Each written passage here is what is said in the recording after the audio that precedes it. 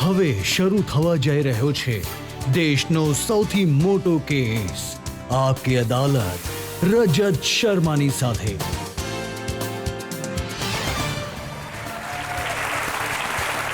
નમસ્કાર, આપકી અદાલતમાં તમારું સ્વાગત છે। તમે જાણો છો, રાજધાની દિલ્હીમાં ચૂંટણીનો માહોલ છે। મોસમ થોડો ઠંડો છે, પણ ચૂંટણીની ગરમી સંપૂર્ણ રીતે છે। આજે આપકી અદાલતમાં મારા મહેમાન છે એક એવું વ્યક્તિત્વ જેમને આજકાલ ચૂંટણી દરમિયાન સૌથી વધારે સવાલ પૂછવામાં આવી રહ્યા છે, જેમના પર સૌથી વધારે આરોપો લગાવવામાં આવ્યા છે, જેમણે પોતાના કામનો હિસાબ કિતાબ આપવાનો છે। પ્લીઝ વેલકમ દિલ્હીના મુખ્યમંત્રી અરવિંદ કેજરીવાલ।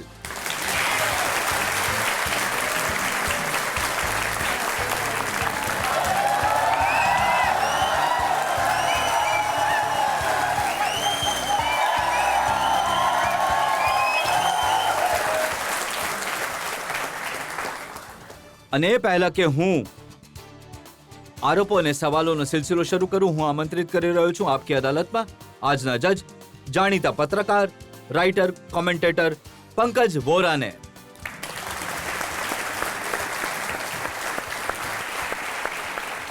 અને એ પહેલા કે આજનો કેસ શરૂ કરી આજના જજ પંકજ વોરાની પરવાનગી લઈશું આજની કાર્યવાહી શરૂ કરવા માટે। આજની કાર્યવાહી શરૂ કરો। તો આવો શરૂ કરી આજનો મુકદ્દમો। આપકી અદાલતમાં પહેલો આરોપ અરવિંદ કેજરીવાલ પર। આપકી અદાલતમાં દિલ્હીના મુખ્યમંત્રી અરવિંદ કેજરીવાલ પર આરોપ છે કે તેમણે પોતાના વચનો પૂરા નથી કર્યા। અરવિંદજી, અમિત શાહ આજકાલ રોજ જનતાને એ કહી રહ્યા છે કે અરવિંદ કેજરીવાલના કામ માત્ર જાહેરાતોમાં દેખાય છે, વાસ્તવમાં કંઈ કર્યું નથી। 70 વચનો આપ્યા હતા, એક પણ પૂરું નથી કર્યું। અરે ભાઈ, બધા વચનો પૂરા કર્યા છે અમે કહ્યું હતું સ્કૂલ ઠીક કરીશું તો સ્કૂલ ઠીક કરી, અમે કહ્યું હતું હોસ્પિટલ ઠીક કરીશું, હોસ્પિટલ ઠીક કરી, અમે કહ્યું કે વીજળીની કિંમત અડધી કરીશું, વીજળી મફત કરી નાખી, અમે કહ્યું કે પાણી 20 લીટર ફ્રી આપીશું, અમે આ પાણી પણ આપ્યું, અમે કહ્યું કે રસ્તાઓ, નાળાઓ, ગલીઓ, જેટલા વચનો આપ્યા હતા લગભગ બધા વચનો પૂરા કર્યા અમારા। હવે જો આ 2015નો મેનિફેસ્ટો જે તમારો હતો એ મારી પાસે છે। તમે એમાં લખ્યું હતું કે 500 નવી સ્કૂલો બનાવીશું। હવે અમિત શાહ કહે છે સરનામા તો આપો, ક્યાં એ સ્કૂલ બની છે? હા, તો અમિત શાહજી, તમારા પ્રોગ્રામના માધ્યમથી હું એમને આમંત્રણ આપીશ કે મારી સાથે ચાલો। પહેલા પણ મેં કહ્યું હતું આવો અમારી સાથે ચાલો, હું તમને સ્કૂલ દેખાડું છું।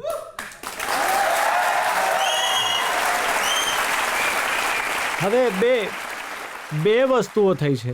એક તો ઘણી બધી નવી સ્કૂલ બની ગઈ છે, પણ સાથે સાથે જમીનનો પ્રોબ્લેમ હતો। તો જે એક્ઝિસ્ટિંગ સ્કૂલ હતી એમાં ખાલી જમીન ઘણી પડી હતી, એમાં અમે નવી બિલ્ડિંગ્સ બનાવી છે।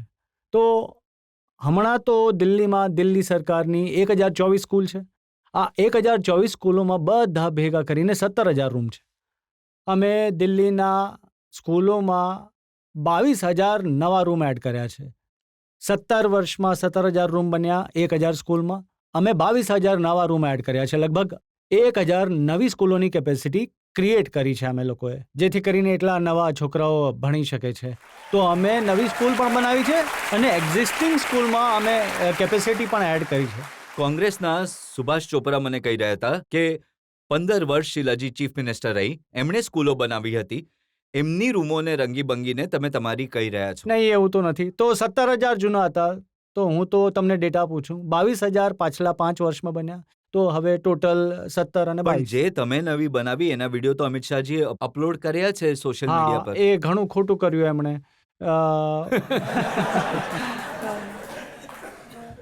મેં એમને કહ્યું હતું કે મારી સાથે ચાલો, હું તમને સ્કૂલ દેખાડું છું। એ મારી સાથે તો આવ્યા નહીં। એમણે શું કર્યું, એમના પોતાના 7 એમપીઝને મોકલ્યા। 7 એમપીઝે અમારા 1024 સ્કૂલનું સમગ્ર નિરીક્ષણ કરીને બોલ્યા કે બાકી સ્કૂલ ઠીક છે, પણ 8 સ્કૂલમાં ખામી છે। એ 8 સ્કૂલનો વિડીયો બનાવી લાવ્યા અને એમાંથી એણે બદમાશી કરી। તો જેમ કે પહેલાથી જ એક બિલ્ડિંગ છે, એને અમે ડેમોલિશ કરીને નવી બિલ્ડિંગ બનાવીએ છીએ અમે। તો નવી બિલ્ડિંગ બની ગઈ, બધા બાળકો શિફ્ટ થઈ ગયા। એ બિલ્ડિંગ, આ બિલ્ડિંગને ડેમોલિશ કરવાની છે। આ તૂટી ફૂટી બિલ્ડિંગ છે, એના પર બુલડોઝર ચાલશે। એના ફોટા પાડીને 8 સ્કૂલોને આપ્યા। એ બતાવ્યું કે જુઓ આ અને આ હું નથી કહેતો, બીજા દિવસે બધા છાપાવાળાએ મીડિયાવાળાએ એની તપાસ કરી અને મીડિયામાં ફૂલ પેજ પર આવ્યું છે કે જુઓ આ વિડીયો બતાવ્યો છે એની સચ્ચાઈ આ છે, આ વિડીયો છે એની પણ સચ્ચાઈ આ મનોજ છે. તિવારીએ એક વિડીયો બતાવ્યો હતો અમને. એમાં એ બાળકો કહી રહ્યા હતા કે અહીંયા ટીચર નથી આવતા, 2-3 કલાક ભણાવવામાં આવે છે. જો કોઈ એવી એકાદ સ્કૂલ છે જ્યાં ટીચર્સની ખોટ છે, ટીચર ઓછા છે, તો હું માનું છું. આટલા મોટા સ્કેલ પર જ્યારે તમારા રૂમ બન્યા હોય તો મારા હિસાબે 5-6 હજાર ટીચર્સની ખોટ હશે, તો એમની પણ રિક્રુટમેન્ટ કરીશું અમે જલ્દી. એક આરોપ એ છે કે તમે કહ્યું હતું કે દિલ્હીમાં 5,000 નવી બસો આવશે. એ કહી રહ્યા છે કે નવી આવવાની તો દૂર, 1100 બસો ઓછી થઈ નહીં ગઈ. નહીં 5,000 બસોનું અમે કહ્યું હતું. બસોમાં થોડી પ્રોબ્લેમ હતી. 3 વર્ષ પહેલા અમે બસો જ્યારે પ્રોક્યોર કરવા જતા હતા તો કોઈકે દિલ્હી હાઈકોર્ટમાં જઈને અમારા વર્ક ઓર્ડર પર સ્ટે લગાવી દીધો. બોલો, એ સ્ટેને પછી સુપ્રીમ કોર્ટથી અમે વેકેન્ટ કરવામાં 2-2.5 વર્ષ લાગ્યા. હવે બસો આવવાની શરૂઆત થઈ ગઈ. 4,000 બસોના ઓર્ડર અપાઈ ચૂક્યા છે. તમે રોજ છાપાઓ વાંચતા હશો, દરેક અઠવાડિયે 100 બસો 250 બસ હવે આવે તો છે. ઇલેક્શન આવી રહ્યા છે તો બસો આવી રહી છે. હા? નહીં, એવું તો નથી. આ કોઇન્સિડન્સ છે. આગલા 3-4 મહિનામાં બધી 4,000 બસો આવી જશે. હજી એક વચન તમારું, જેનો ઉલ્લેખ જેપી નડ્ડા, જે ભારતીય જનતા પાર્ટીના નવા અધ્યક્ષ બન્યા છે, એમણે કહ્યું છે દિલ્હીમાં 30,000 બેડ હોસ્પિટલમાં આપશો એનું વચન આપ્યું હતું તમે. એ કહે છે કે 5 વર્ષમાં 200 બેડ ઓછા થઈ નહીં, ગયા. આ ખોટું બોલે છે. એ એકચ્યુઅલી આ લોકો શું કરે છે, કંઈ પણ બોલી દે છે. એમના ડેટા પર તમે વિશ્વાસ ના કરો. તમે અચ્છા, મેં વિચાર્યું કે ગણીને આવતા હશે કે કેટલા નહીં, બન્યા. એ ગણતા વણતા નથી. ખોટું બોલે છે આ લોકો.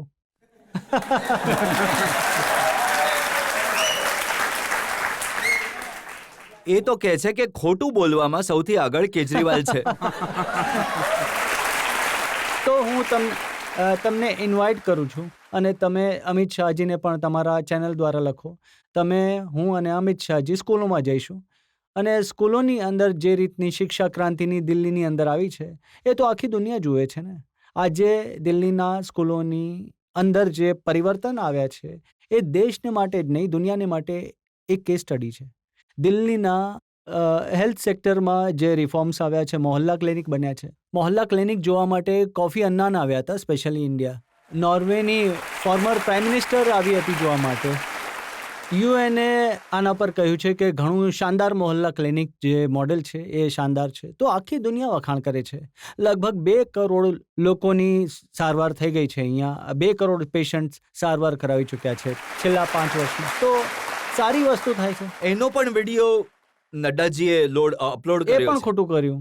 એ પણ એમણે એમાં લોકો બદમાશી કહે છે કરી. કે જ્યાં મોહલ્લા ક્લિનિક છે, હાઇજીન નથી, એની પાસે લોકો યુરિનેટ કરે છે, વાસ આવે છે. એમણે શું કર્યું કે અમુક જેમ કે 1.5-2 વર્ષ પહેલા અમુક મોહલ્લા ક્લિનિક બનીને તૈયાર થયા હતા. ડૉક્ટર્સની અપોઇન્ટમેન્ટ નહોતી થઈ. એ અપોઇન્ટમેન્ટ થવામાં 6-7 મહિના લાગી ગયા. ત્યાં સુધી એ ખાલી પડ્યા હતા. તો એ સમયે તો જ્યારે ડૉક્ટર્સની અપોઇન્ટમેન્ટ થઈ ગઈ, ડૉક્ટરે બેસવાનું ચાલુ કર્યું તો રિફર્બિશ કરાવ્યા હતા. બધા મોહલ્લા ક્લિનિક ચાલે છે. હવે નડ્ડાજી તો હેલ્થ મિનિસ્ટર રહી ચૂક્યા છે. તો પણ આવી વાત કરે છે. આ એમણે ટ્વીટ કર્યું. એમણે લખ્યું કે જે દિલ્હીના હોસ્પિટલ છે એમાં ના તો સીટી સ્કેન થાય છે, ના એક્સરે મશીન છે, ના ઓપરેશન થઈ શકે, ના તો દવા થઈ શકે, ના પાટાપિંડી થઈ શકે. કઈ રીતની હોસ્પિટલ છે? ચાલો મારી સાથે હું દેખાડું. દિલ્હીની અંદર જે કેન્દ્ર સરકારની પણ હોસ્પિટલ છે, દિલ્હી સરકારની હોસ્પિટલ છે, બંનેમાં એક ફરક છે. તમે કઈ રીતે જાણશો કે આ કેન્દ્ર સરકારની અને આ દિલ્હી સરકારની? તમે કોઈ પણ હોસ્પિટલમાં જાઓ, જો એ હોસ્પિટલની બધું જ જે ફ્રી હોય, સારવાર પણ, ટેસ્ટ પણ, દવા પણ બધું ફ્રીમાં મળે, બારી ખુલ્લે, તો સમજો કે દિલ્હી સરકારની છે. અને જો એ હોસ્પિટલમાં પૈસા લાગે સારવારના, ટેસ્ટના, દવાના, બારી ના ખુલતી હોય, દવા ન મળતી હોય, સમજી લો જો કેન્દ્ર સરકારની છે. અમુક લોકોના વિડીયોઝમાં તો લોકો કહે છે કે હોસ્પિટલમાં આવીએ છીએ તો ડોક્ટર કહે છે કે દવાઓ છે જ નહીં. નહીં, એવું નથી, હોય જ ન શકે. હું પર્સનલી એઝ ચીફ મિનિસ્ટર દર મંડે 11 વાગે મારી પાસે રિપોર્ટ આવી જાય છે દિલ્હી સરકારની દરેક હોસ્પિટલની દવાઓના સ્ટેટસની. કઈ હોસ્પિટલમાં કઈ દવા અવેલેબલ છે, કઈ નથી, અને જે અવેલેબલ નથી હોતી એને હું ખિંચાઈ કરું છું. અચ્છા, તમારા મેનિફેસ્ટોમાં એક વચન ઇલેક્ટ્રિસિટી બિલનું. હવે આ મેં વાંચ્યું. તમે લખ્યું આમ આદમી પાર્ટીની જો સરકાર બનશે તો બધાનું વીજળીનું બિલ અડધું થઈ જશે. ફ્રી થઈ ગઈ છે વીજળી. કોના ફ્રી બિલ આવે છે? ફ્રી થઈ ગઈ છે વીજળી બધાની? નહીં, 200 યુનિટ સુધી ફ્રી કરી છે. હા આજે દિલ્હીમાં લગભગ 72% લોકોના વીજળીના બિલ 0 આવે છે. જો દિલ્હીમાં. મનોજ તિવારીજી જ્યારે આવ્યા હતા તો આ બિલ આપી ગયા. એક બે બિલ મેં રાખી લીધા, ઘણા બધા હતા એમની પાસે. 35 યુનિટ વીજળીના છે પણ 40 રૂપિયાનું બિલ આવ્યું છે. હવે આ નકલી પણ ના હોઈ શકે કેમ કે તમારો ફોટો છપાયેલો છે પાછળ. એ બીજું જે છે એની પાછળ તમારો ફોટો છપાયેલો છે. અચ્છા, આમાં એકાદ કોઈ આ એવરેશન હશે. અધરવાઇઝ આ બધા લોકો એ વાતના સાક્ષી છે, દિલ્હીની જનતા સાક્ષી છે કે 0 બિલ આવે છે. હા, હું ચેક કરી. જો તમે આની ફોટોકોપી આપો તો હું ચેક કરાવીશ. તો આવા ઘણા બધા બિલ આવ્યા હતા. તેઓ આટલા બધા બિલ હતા એમની પાસે, એમાંથી 2 મેં ચૂપચાપ રાખી લીધા. નહીં બની શકે કોઈ એક સિરીઝની અંદર કોઈ એબ્રિવેશન થઈ ગયું હોય. હું ચેક હું કરાવીશ. તમને મોકલાવી દઈશ આ બધા બિલ. હવે પાણીનો પ્રશ્ન છે. તમે કહ્યું કે બધાને સસ્તું પાણી મળશે, પણ બધાને તો ન મળ્યું. 20,000 લીટર સુધી પાણી ફ્રી છે. હવે એ પાણી વિશે અમિત શાહજી શું કહે છે ખબર છે શું? તમને? એ કહે છે 31 શહેરોમાં પાણીના સેમ્પલ લેવામાં આવ્યા હતા. સૌથી ગંદુ પાણી દિલ્હીનું નીકળ્યું, સૌથી નીચે. આમાં જ્યારે અમે ટેક ઓવર કર્યું હતું, દિલ્હીની અંદર પાણીનું સેક્ટર ઘણું ખરાબ હતું. 17 વર્ષમાં આ લોકોએ દશા સાવ ખરાબ કરી છે. અમે લિસ્ટ બનાવી બધા વિસ્તારની જ્યાં જ્યાં ગંદુ પાણી આવે છે. 2300 એવા વિસ્તાર નીકળ્યા, 2300 જ્યાં ગંદુ પાણી આવે છે. ક્યાંક સિવરની સાથે મિક્સ થયું હતું, ક્યાંક પાઇપલાઇન લીક થતી હતી, ક્યાંક કંઈ પ્રેશર લો હતું. ક્યાંક અમે 2300માંથી બાકી બધા ઠીક કરાવી દીધા, પાઇપલાઇન્સ ચેન્જ કરાવી, બધું કરાવી દીધું. હવે 125 આસપાસ બચ્યા છે જ્યાં ગંદુ પાણી આવી રહ્યું છે. એ 125 પણ અમે ઠીક કરાવીશું. એ બધાની સ્ટેટસ છે અમારી પાસે. 1 વર્ષથી 1.5 વર્ષમાં 125 પણ ઠીક થશે અને આખી દિલ્હીને ચોખ્ખું પાણી મળશે. જો તમે આખી દિલ્હીથી એમણે 11 સેમ્પલ લીધા માત્ર, તો 11 સેમ્પલ જો તમે લેશો પસંદ કરીને અહીંયા ત્યાં ક્યાં ગંદુ આવે છે, તો પછી તમે એક સ્કેર ક્રિએટ કરો જો છો. તમે જે વચન જે તમારા મેનિફેસ્ટોમાં લખ્યું છે 5 વર્ષમાં બધાને 24 કલાક તો નહીં પણ ઘરમાં નળથી ઓછામાં ઓછું 2 કલાક તો પાણી જરૂર આવશે અને સાફ પાણી આવશે. 2 કલાક આવે છે અને ચોખ્ખું જ પાણી છે. જે કહ્યું 2300 વિસ્તારો એવા હતા, 125 રહી ગયા છે. એમને પણ 1 વર્ષ 1.5 વર્ષમાં ઠીક કરશું. પણ તમે કહી રહ્યા છો એમણે દશા બગાડી. દશા કોણે બગાડી? અમિત શાહજીની હું સ્પીચ સાંભળી રહ્યો હતો.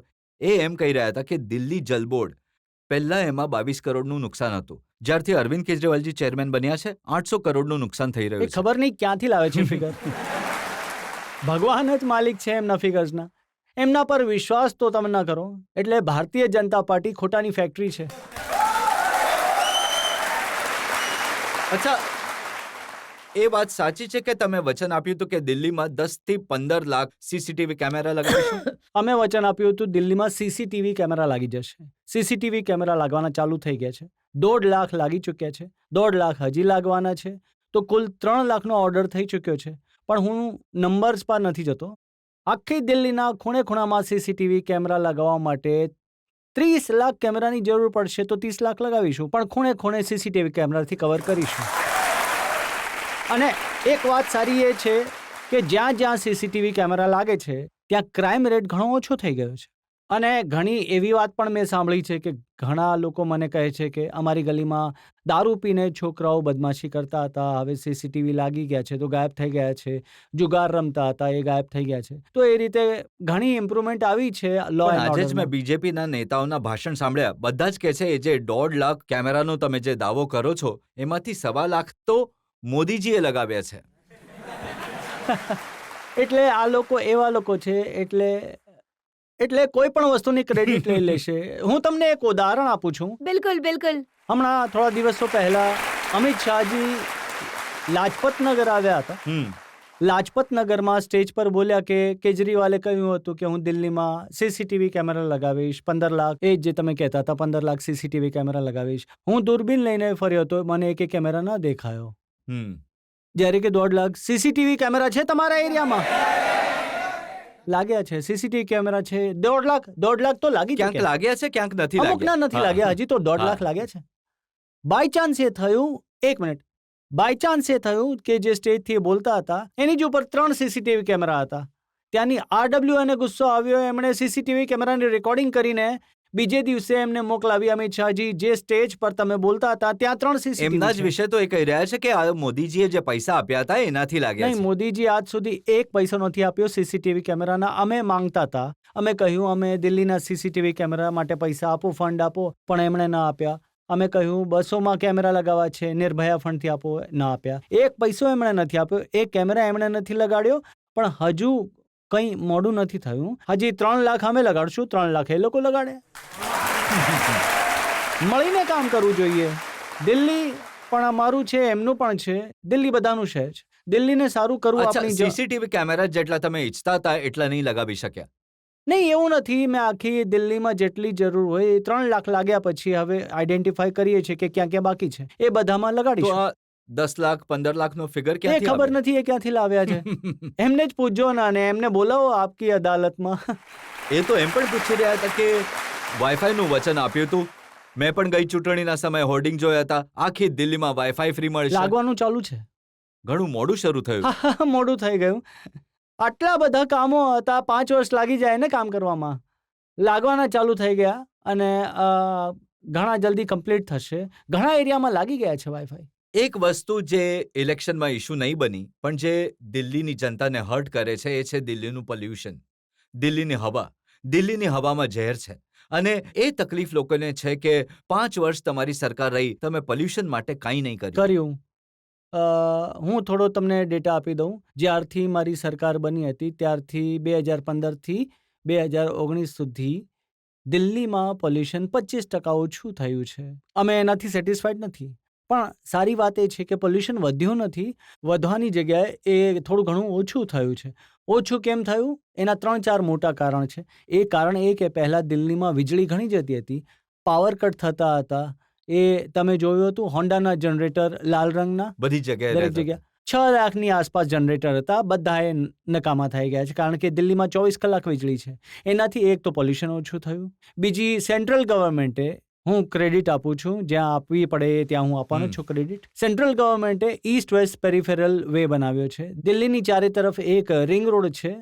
તો પહેલાં એક સ્ટેટમાંથી બીજા સ્ટેટમાં, યુપીથી હરિયાણા અને હરિયાણાથી યુપી જવા માટે ટ્રેક હતા. લગભગ 40-50 હજાર ટ્રેક રોજ રાતે પસાર થતા. હવે એ બહારથી પસાર થાય છે એટલે પોલ્યુશન ઓછું છે. દિલ્હીમાં અમે ઘણા બધા વૃક્ષો ઉગાડ્યા છે. લગભગ 1100 એકર જમીન અમે એડિશનલ વૃક્ષો લગાડ્યા છે. એની થોડી ઘણી અસર થઈ છે. તો આ રીતના ઘણા બધા પગલાં લેવાયા, પણ હજી બીજા ઘણા સ્ટેપ્સ લેવાના બાકી છે. આવનારા 5 વર્ષમાં પોલ્યુશનને હજુ ઓછું કરવાનું છે. એક મજાકમાં લોકો કહે છે કે જ્યારે કેજરીવાલજી આવ્યા હતા તો એ પોતે ખાંસતા હતા, હવે 5 વર્ષમાં આખી દિલ્હીને ખાંસી છે. નહીં, એવું નથી. થોડી ખાંસી 25% ખાંસી ઓછી કરી છે. 25% બધાની ખાંસી ઓછી કરી છે. જી હા, જનતામાંથી જે લોકો સવાલ પૂછવા ઈચ્છે છે, હું એ પૂછવા ઈચ્છું છું, જ્યારથી તમારી સરકાર આવી છે દિલ્હીમાં ઇલેક્ટ્રિસિટી ફ્રી થઈ ગઈ છે, વોટર, પાણી પણ ઘણું ફ્રી થઈ ગયું છે, અને બસીસમાં ટ્રાન્સપોર્ટેશન તમે ઘણું નોમિનલ કરી દીધું, ક્યાંક ક્યાંક ફ્રી છે. તો આનાથી તો જે બીજા સ્ટેટ્સના લોકો છે એ અહીંયા આવી જશે દિલ્હીમાં અને ઝૂંપડીઓ બનાવી લેશે, લોકો અહીંયા આવીને રહેવા લાગશે. આમ પણ આટલું પોપ્યુલેશન છે તો વધુ લોકો આવી જશે તો તમે એને કઈ રીતે કંટ્રોલ તો કરશો? એટલે કે જો વધારે લોકો આવશે, દિલ્હીને સારી નહીં બનાવી અમે?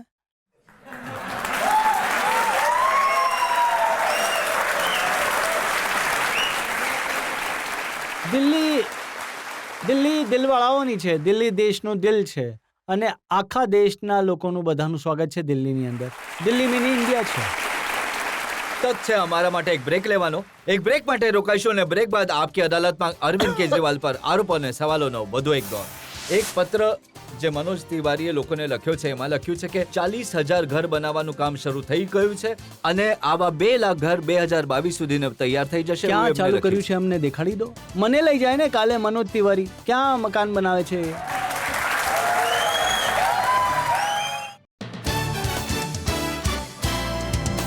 Welcome back. આપકી અદાલતમાં આજે આપણા મહેમાન છે દિલ્હીના મુખ્યમંત્રી અરવિંદ કેજરીવાલ. આપકી અદાલતમાં આગલો આરોપ. आपकी अदालतમાં દિલ્હીના મુખ્યમંત્રી અરવિંદ કેજરીવાલ પર આરોપ છે કે પોતાની લડાઈના ચક્કરમાં એમણે જનતાનું નુકસાન કર્યું છે. કેજરીવાલજી, બીજેપીના બધા લોકો કહે છે કે 4-4.5 વર્ષ સુધી તમે કેન્દ્ર સરકાર સાથે લડતા રહ્યા અને એ તકરારથી દિલ્હીની જનતાને નુકસાન થયું. હવે કહે છે બુરે બીતે 5 સાલ, જલ્દી નિકલ લો કેજરીવાલ.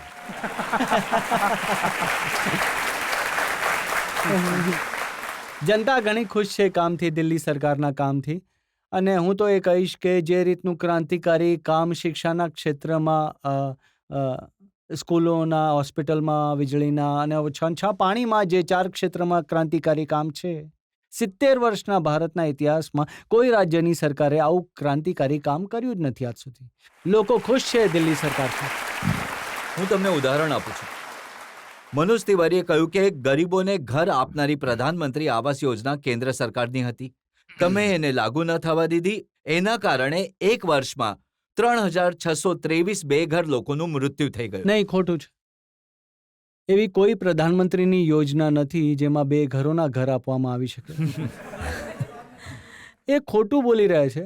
અને એમની જે યોજના છે અને અમારી જે યોજના છે એની અંદર એક બેસિક ડિફરન્સ છે. અમે દિલ્હી સરકારની પણ એક યોજના બનાવી છે, ઝૂંપડીવાળાઓને મકાન આપવાની, જે ઝૂંપડામાં રહે છે એમને મકાન આપવાની. એમની પણ યોજના છે લોકોને મકાન આપવાની. અમારી યોજના હેઠળ જે ઇનિશિયલ અમાઉન્ટ પે કરવાનું થાય છે ઘણું ઓછું છે. એ લોકો જે પૈસા માંગે છે ઘણા વધારે છે. તો અમે કહ્યું કે તમે જે આ પૈસાને ઓછા કરો તો અમે તમારી યોજના લાગુ કરીશું. તૈયાર ન થયા તો અમે અમારી યોજના તમે લાગુ કહી રહ્યો કરી. છો કે યોજના નથી, પણ આ યોજનાની બધી ડિટેલ તો એમણે આપી છે. આ એક ફોર્મ પણ છે. આ જ્યાં ઝુંપડપટ્ટીમાં ઝૂંપડી, વેચે ત્યાં છે. ઝુક્કી છે ત્યાં મકાન ને, હા. 2 ઘરોનું નથી. બંને અલગ છે ને. હોમલેસનું નથી. હોમલેસ માટે નાઇટ શેલ્ટર હોય છે. નાઇટ શેલ્ટર અમે ઘણા બધા બનાવ્યા છે. અમારી સરકાર બનતા પહેલા કદાચ 70-80 નાઇટ શેલ્ટર હતા. હવે 300-400 નાઇટ શેલ્ટર બની ગયા છે. તો આજે તમને યાદ હશે રજતજી, જ્યારે આપણા પહેલા દરેક વર્ષે ઠંડીના મહિનામાં કોર્ટે કેટલું ખીજાતી હતી દિલ્હી સરકારને. કેટલા લોકોના સડક પર સુવાથી મોત થતા હતા. પાછલા 3-4 વર્ષથી એક પણ મોત નથી થયા. કોઈ કોર્ટની ફટકાર નથી લાગતી.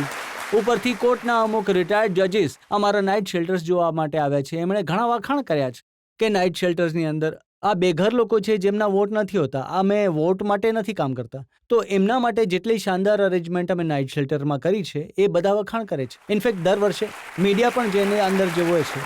બીજું આ ઝુગ્ગીવાળું જે છે ને, એ અમે પણ જ્યાં ઝૂંપડી ત્યાં મકાન યોજના છે એમની પણ છે. ફરક એ છે કે જે ઇનિશિયલ અમાઉન્ટ અપફ્રન્ટ કરવાનો હોય છે એમનો ઘણો બધો છે, અમારો ઓછો છે. અમે કહ્યું આ ઓછો કરો તો લાગુ કરીશું. એના માટે એમણે કહ્યું કે આજે અનધિકૃત કોલોનીઓ છે, ગેરકાનૂની કોલોનીઓ છે, જેમને માલિકીનો હક આપવાનો કાચી છે. કોલોનીઓ. હા, તો 2 વર્ષથી કેજરીવાલજી પાસે એમના નકશાઓ માંગતા રહ્યા. ક્યાં ક્યાં આવી કોલોનીઓ છે એમણે ન આપ્યા. હા, આ સારું થયું તમે પૂછ્યું. હું આજે ક્લિયર કરું છું. કાચી કોલોનીઓમાં 2 રીતની ડિમાન્ડ છે લોકોની. એક કે ત્યાં એમને કામ કરવામાં આવે, ગલી, નાળા, સડક, સીવર અને પાણીની પાઇપલાઇન, આ 5 કામ કરવાના છે ત્યાં. 70 વર્ષને એમણે કાચી કોલોનીનું બિલકુલ નર્ક જેવું બનાવ્યું છે. રસ્તાઓ બન્યા જ નથી, ગલી ક્યારેય બની નથી, પાણીનો વિકાસ નથી. વરસાદના દિવસોમાં ઘરેથી બહાર નીકળવું અઘરું થતું હતું. જેટલી સરકારો આવી કહેતી હતી કે કાં તો ફંડ નથી અથવા કહેતી કે આ અલાઉ નથી કરતા. અમે આવતાની સાથે જ કાચી કોલોનીમાં કામ કરવાનું શરૂ કર્યું. 1797માંથી 1281 કોલોનીઓમાં મેં રસ્તાઓ બનાવ્યા, નાળાઓ બનાવ્યા, ગલી બનાવી, પાણીની પાઇપલાઇન અને સીવરની પાઇપલાઇન પણ નખાવી દીધી. આ 5 કામ 1281 કોલોનીમાં કમ્પ્લીટ થયા. હવે એમના રેગ્યુલરાઇઝેશનની વાત છે. અમારી સરકારે આવતાની સાથે જ 12 નવેમ્બર 2015 કેબિનેટ પ્રસ્તાવ પર પાસ કરીને કેન્દ્ર સરકારને મોકલ્યો કે એમને પાક્કું કરો. કેન્દ્ર સરકાર 2012 નવેમ્બર 15 સુધી આજ સુધી બેઠી છે. ચૂંટણીની રાહ જોતી હતી. જેમ પહેલા કોંગ્રેસ દરેક ચૂંટણી પહેલા વચનો આપતી હતી, હવે આમણે પણ ચૂંટણીના પહેલા એ કહેવાનું ચાલુ કર્યું છે, અમે પાક્કું કરીશું, અમે રજીસ્ટ્રેશન આપીશું. તમને ખબર છે કે 40 લાખ લોકોને ફાયદો થશે. 40 લાખ લોકોમાંથી હજી સુધી કેટલાને એમને રજીસ્ટ્રેશન અપાવ્યા?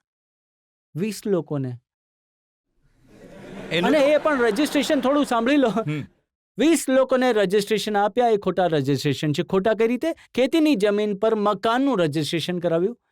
હવે કાલે કોઈ માથા ફરેલ કોર્ટમાં જાય, એમનું મકાન સીલ થશે જેમણે રજીસ્ટ્રેશન કરાવ્યું છે. એ પણ બિચારા પણ એ તો મરી કહી જશે. રહ્યા છે કે કેજરીવાલજી જો સમય પર અમને નકશા આપી દે. હા, નકશાનું હું હા, કરાવી દઉં છું. એ કહી રહ્યા છે કે અમે સેટેલાઇટથી નકશા સેટેલાઇટના બનાવ્યા. નકશા અમારા છે. જ્યારે 12 નવેમ્બરે અમે એમને મોકલ્યો પ્રસ્તાવ, 2015માં અમે બધા સેટેલાઇટના નકશા મોકલ્યા હતા. GSDL બધા નકશા અમારા જ છે. એ સેટેલાઇટના નકશા વિશે કહે છે કે એ અમને મંજૂર નથી. તમે ફિઝિકલ માપ લો, ફિઝિકલ માપીને પછી મોકલો. હવે 1757 કોલોનીને ફિઝિકલ માપવામાં સમય લાગે છે. હવે પછી માપવાનું ચાલુ કર્યું, એમાં ટાઈમ લાગી ગયો. હવે એ કહે છે સેટેલાઇટના નકશામાંથી કામ ચાલે છે. તો યાર 4 વર્ષ પહેલા કરે જ ને. જુઓ, આ તો એક પત્ર મનોજ તિવારીએ લોકોને લખ્યો છે. એમાં લખ્યું છે કે 40,000 ઘર બનાવવાનું કામ શરૂ થઈ ચૂક્યું છે અને આવા 2 લાખ ઘર 2022 સુધી બનીને તૈયાર થઈ જશે. જ્યાં ઝૂંપડી ત્યાં મકાન, અને મકાનમાં ગેસ પણ હશે, વીજળી પણ હશે, પાણી પણ હશે, ક્યાં સ્વિચ ચાલુ પણ કર્યું છે હશે. અમને દેખાડો. એક મકાન નથી બનાવે, એક મકાન. બધું ખોટું. મને લઈ જાય કાલે મનોજ તિવારી કે ક્યાં મકાન બનાવવાના છે.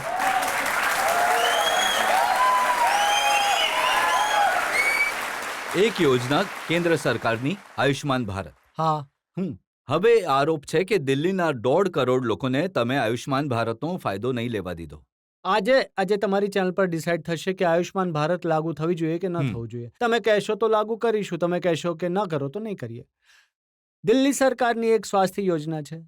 એ સ્વાસ્થ્ય યોજના અંતર્ગત દિલ્હીના તમામ લોકોને, ભલે પૈસાવાળા હોય કે ગરીબ હોય, દિલ્હી સરકારની બધી હોસ્પિટલમાં, બધા મોહલ્લા ક્લિનિકમાં અને બધા પોલિક્લિનિકમાં બધી સારવાર મફત છે. દવા પણ મફત છે, ટેસ્ટ પણ મફત છે, સર્જરી પણ મફત છે, બધું મફત છે. ભલે 10 લાખ રૂપિયાનું ઓપરેશન હોય, ભલે 20 લાખ રૂપિયાનું હોય, કે બધું જ મફત કર્યું છે. પૈસાવાળાનું પણ ગરીબનું પણ. આ દિલ્હી સરકારની યોજના છે. હવે કેન્દ્ર સરકાર યોજના લાવી છે જે કહે છે અમે ઇન્સ્યોરન્સ આપીશું. એક પરિવારને 5 લાખ રૂપિયાનું ઇન્સ્યોરન્સ.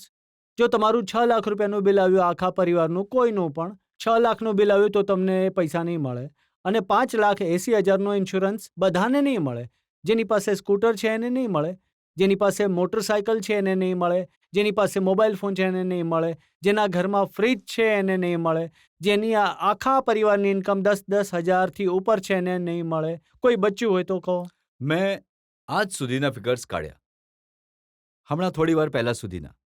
ઈ કાર્ડ ઇસ્યુ કરવામાં આવ્યા છે 12,01,95,000 લોકોને 31 જાન્યુઆરી સુધી. ઈ કાર્ડ આયુષ્યમાન ભારતના ઉપયોગમાં લેવાયા, યુઝ કરાયા, ઇસ્યુ કરવામાં આવે. ઇસ્યુ કરવામાં આવ્યા. 21,214 હોસ્પિટલ્સ છે જે એમ્પેનલ્ડ છે, જેમાં સારવાર થઈ શકે છે 5 લાખ સુધીની. અને આજ સાંજ સુધીમાં 62,97,000 પેશન્ટ્સને મેડિકલ ટ્રીટમેન્ટ આપવામાં આવી ચૂકી છે. અને એના ઉપર સરકાર 9,205 કરોડ રૂપિયા ખર્ચી ચૂકી છે. હવે હું આને તમને સાચી વાત તો કહું. એનો અર્થ કે સ્કીમમાં કંઈક તો હું છે. કહું છું તમને બધા ફિગર્સની હમ. સાચી વાત કહું છું. ઉત્તર પ્રદેશમાં આયુષ્માન ભારત લાગુ છે. એ બધા સારવાર કરવા દિલ્હી આવે છે. હરિયાણામાં આયુષ્માન ભારત લાગુ છે. એ બધા સારવાર કરવા દિલ્હી આવે છે. તો આ તો આ કોણ છે જે યોજના આમાં સારવાર હું કહું કરાવી છું રહ્યા ને, છે? હું કહું છું તમને, આ યોજનામાં કાર્ડ મળે છે, સારવાર નથી મળતો. સારવાર કરાવવા માટે તમારે હોસ્પિટલ ખોલવી પડે દેશમાં, તમને ક્લિનિક ખોલવા પડશે. એ જે ફિગર મેં છે તમને કહ્યું ને, આયુષ્માન ભારત 21,214 હોસ્પિટલ્સ છે આમાં. એમ પેનલ્ડ છે. હા. અને 62 લાખ લોકોની સારવાર થઈ છે. જી. આયુષ્માન ભારતનું બહાર આવ્યું છે, ઘણું મોટું સ્કેમ છે. બનાવટી સારવાર થઈ રહ્યા છે. જે રેટ પર આ લોકો હોસ્પિટલને આપે છે ને, હોસ્પિટલ એ રેટ પર સારવાર કરવા તૈયાર નથી.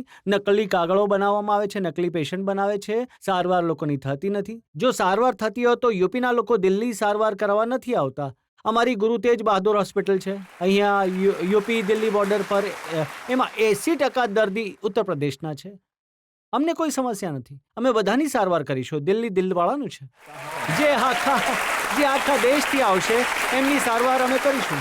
પણ જો આયુષ્માન ભારત સક્સેસફુલ હોત તો આ લોકોને બિચારાને દિલ્હી આવવાની જરૂર ન પડે ને ત્યાં સારવાર કરાવે. ના, દિલ્હીમાં તો તમે પાણી, વીજળી, ઘર પણ મફત આપશો નહીં, તો આવશે સારવાર ને કરવાની દિલ્હીમાં વાત કરું છું. તો.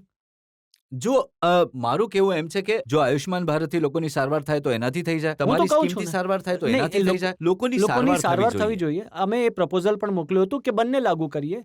એમણે કહ્યું કે નહીં, કાં તો આ થશે અથવા આ થશે. તો હવે અમારી જે સ્કીમ છે બધાઓ ઉપર બધાને લાગુ પડે છે. કોઈ એમાં ઇન્કમ લિમિટ નથી, કોઈ એનામાં ટ્રીટમેન્ટની લિમિટ નથી.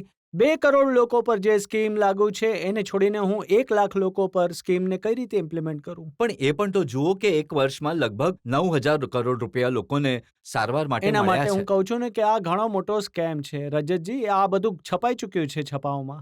કે નકલી દર્દીઓ આવે છે, નકલી કાગળ બને આ છે, બધું તો સારવાર કમ્પ્યુટરાઇઝ નથી ડેટા થતી. જોયો અમે તો. નહીં, બધા જે સ્કેમ છે એ કમ્પ્યુટર પર જ થાય છે. જેમ મોહલ્લા ક્લિનિકની જે સ્કીમ છે, તો મોટા મોટા જે રોગ છે, કેન્સર છે, હાર્ટ છે, એની તો સારવાર ત્યાં નથી થઈ નહીં, તો શકતી. અમારી 35 દિલ્હી સરકારની મોટી મોટી હોસ્પિટલ છે, જે બી પંથ અમારી છે, એમાં હાર્ટનું પણ થાય છે, એમાં નર્વસ સિસ્ટમ એમના જ માટે તો ફોર્મર હેલ્થ મિનિસ્ટર કહે છે કે આમાંનો તો સીટી સ્કેન થાય છે, બધું જ ના થાય છે. કંઈ નથી ચાલો તમે થતું. મારી સાથે, ઘણી સારવાર થાય છે ત્યાં. જનતામાંથી જે લોકો પૂછવા માંગે છે, સર, હું એ પૂછવા માંગુ છું કે અમે ટેક્સ પેયર છે અને અમારા ટેક્સ પેયરના જે પૈસા છે એ જે રીતે તમે આ સ્કીમ કાઢીને આપો છો, ફ્રીબીઝ. હા, ફ્રી વાળી જે સિસ્ટમ છે એ આ બધાને નથી મળતી દિલ્હીમાં. જેમ કે તમે 200 યુનિટ ફ્રી કહ્યું, તમે સિસ્ટમ બનાવી, તો 200 કોઈની જો 500 યુનિટ યુઝ થાય છે તો એને બિલમાં દેખાવું જોઈએ કે 200 યુનિટ તમારી ખતમ થઈ અને 300ના તમારે પૈસા આપવાના. ના, હવે અમે 500ના આપવા પડે છે. તમે સમજો, જો 200 વાળા છે ને એ પહેલા ક્યારેય આપતા જ નહોતા. 200 વાળા જે તમે ફ્રી કર્યા છે એ 200 વાળા પહેલા ક્યારેય આપતા જ નહોતા. એ નહીં, એવું કારણ નથી. કે એમના ક્યાં, કેમ કે આજે જે દિલ્હીની હાલત છે, 5 વર્ષ પહેલા ઝૂંપડપટ્ટીઓ હતી, ઝૂંપડપટ્ટીઓ વધી ગઈ છે હવે. સર, એક મિનિટ, જે રોડ છે, એમને જે એમનો રોડ સવાલ છે પૂછવા એ દો. હા, હાલતમાં હા, બોલો. પહેલા હતા, એ જ હાલતમાં આજે 5 વર્ષ એ જ હાલતમાં રહ્યા છે. હા, જે ટેક્સ પેયર છે એમને શું રિલીફ મળે છે આ સરકાર પાસેથી, જે તમારી 5 વર્ષમાં બેમિસાલ સરકાર? એમનો મૂળ બસ સવાલ આટલો જ એ છે મારો કે સવાલ ટેક્સ છે. અમે બસ આપીએ આટલું. છીએ, ફાયદો તમે કોઈને બીજાને આપો છો, તો ટેક્સ પેયર્સ માટે શું ફાયદો? પહેલી વસ્તુ, 200 યુનિટ બધા માટે ફ્રી છે. જો તમે ગ્રેટર કૈલાસમાં રહો છો, તમારો ઉપયોગ 200 યુનિટથી ઓછો છે, એવા ઘણા બધા કેસીસ છે મારી પાસે, જ્યાં પતિ પત્ની રહે છે, વરિષ્ઠ છે, અને એમની 200 યુનિટથી ઓછી છે, પણ ગ્રેટર કૈલાસમાં મોટી કોઠીમાં છે, તો એમની પણ ફ્રી છે, બધાની ફ્રી છે. પૈસાવાળા હોય, ગરીબ હોય, બધાની ફ્રી છે. 200 યુનિટથી વધારે ઉપયોગ કરશો તો પછી તો બિલ આવશે જ ને. તો આની પાછળ વિચાર એવો પણ હતો કે લોકો વીજળી થોડી ઓછી વાપરે, પાવર ઓછો વાપરે. જો તમારા 250 આવે છે તો કોશિશ કરો કે નીચે લાવો, જેથી તમારી પાવર સેવિંગ થઈ શકે. પહેલી વસ્તુ. પણ જે આ ઓવરઓલ ક્વેશ્ચન ફ્રી બીઝનો છે કે ફ્રી કેમ આપો છો, ફ્રી કેમ આપો છો, એમનો મૂળ સવાલ એ છે કે ઇન્કમ ટેક્સ એ આપે છે અને ફ્રી એમને મળે છે જે ટેક્સ નથી ભરતા. નહીં, એક તો આ ખોટી ધારણા છે, કોઈ ટેક્સ નથી આપતું આ દેશની અંદર. ગરીબથી ગરીબ માણસ ટેક્સ આપે છે, જીએસટી બધા આપે છે. જ્યારે ગરીબ માણસ બજારથી માચિસ ખરીદે છે, પેન્સિલ ખરીદે છે, પેન ખરીદે છે, કંઈ પણ ખરીદે છે, રોટલી ખરીદે છે, શાક ખરીદે છે, જીએસટી આપે છે. જીએસટી બધી વસ્તુ પર છે, તો ટેક્સ તો બધા જ આપે ઇન્કમ છે. ટેક્સની વાત કરે છે. ઇન્કમ તમે તો ટેક્સ તો એક્સપર્ટ છો ઇન્કમ 1% ટેક્સના, તમને તો ખબર જ છે. 1% લોકો જો હા, આપે છે. પહેલી વસ્તુ, જીએસટી મોટું છે, ઇન્કમ ટેક્સ નાનું છે. પણ એક જે લાર્જર ક્વેશ્ચન ફ્રી બીઝનો ઉઠે છે, અમે લોકોએ શું કર્યું છે, અમારી પાસે પૈસા ક્યાંથી આવ્યા આ બધું વસ્તી ફ્રી કરવાના? અમે એક જ વસ્તુ કરી, અમે ભ્રષ્ટાચાર ખતમ કર્યો છે. અમે ભ્રષ્ટાચાર ખતમ કરવાથી જે પૈસા બચે છે એ પૈસા ઘણા બચવા લાગ્યા અમારા લોકોના. જો એક તો હું ફ્રી વસ્તુઓ જો આપતો અને તમારો ટેક્સ વધારી દેતો, તો તમે કહેત કે કેજરીવાલ બદમાશી કરે છે, એક ખિસ્સામાંથી કાઢે છે અને બીજાને આપી દે છે. અમે 12% વેટ હતો, 5% કરી નાખ્યો છે બધી વસ્તુમાંથી ઉપર પહેલા વર્ષમાં. તો તમારો ટેક્સ પણ ઓછો કર્યો છે. અમે લોકોએ બજેટ ખોટમાં નથી રાખ્યું. દિલ્હી સરકાર CAGની પણ 1 મહિના પહેલા રિપોર્ટ આવ્યો છે. આખા દેશમાં દિલ્હી સરકાર એકલી સરકાર છે જે પ્રોફિટમાં ચાલે છે. બાકી બધી રાજ્ય સરકારો ખોટમાં ચાલી રહી છે.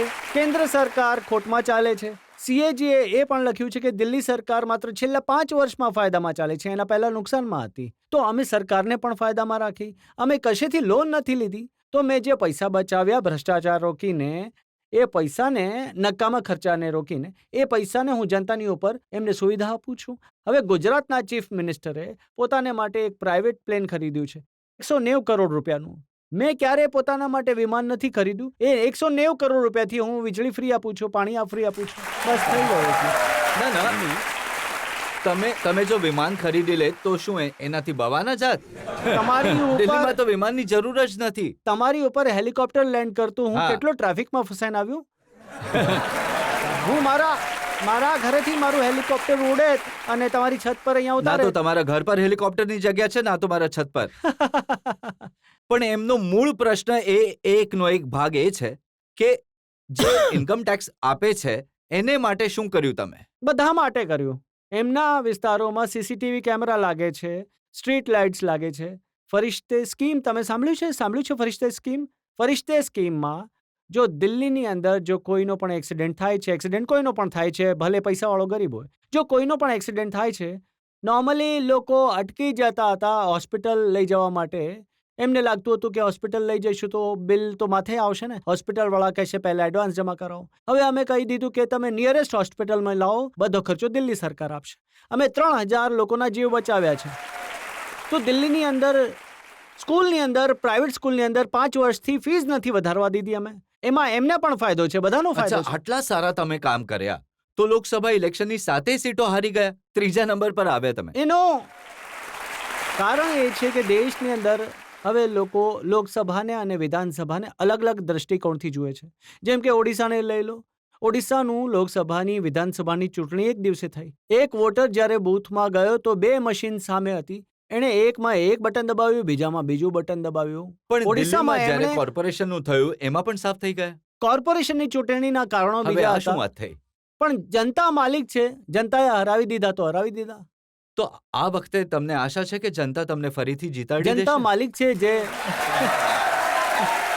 મારે તમને એ પૂછવું છે કે જે નિર્ભયાના આરોપીઓની ફાંસી થવાની હતી એ ટળી ગઈ છે અને એના મા બાપ 4 કલાક બેસીને વેટ કરતા હતા. એમને ખબર પડી કે ફાંસી નથી થઈ રહી, એ ચોધાર આંસુએ રડતા હતા. તો ઘણી શરમની વાત છે.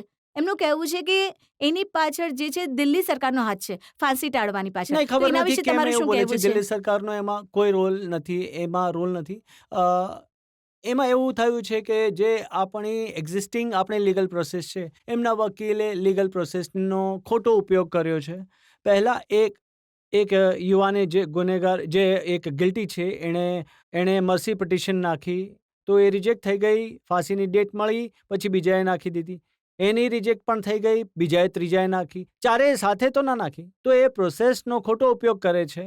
હવે કેન્દ્ર સરકાર પણ વિચારે છે, કોર્ટ પણ વિચારે છે, અમે પણ વિચારીએ છીએ કે એના પર લાગુ કરવામાં આવે, કે બધા રૂલ્સને બદલવામાં આવે, જેથી એકવાર જ્યારે એ સાબિત થઈ જાય કે આ ગિલ્ટી છે, કે આણે રેપ કર્યો હતો, તો એને ફાંસી થવાની છે. તો એ પ્રોસેસને ખોટો ઉપયોગ ન કરવો જોઈએ, પોતાને ફાંસી લાગવી જ જોઈએ. આ માત્ર એના માટેની આખા દેશ માટે શરમની વાત છે કે આટલો જઘન્ય અપરાધ જે થયો છે 16 ડિસેમ્બરે, એ આજ સુધી 7 વર્ષ થઈ ગયા, હજુ સુધી એને ફાંસી નથી મળી. હવે હું ઈચ્છું છું, બધા લોકો ઈચ્છે છે કે જલ્દી એમને ફાંસી મળે.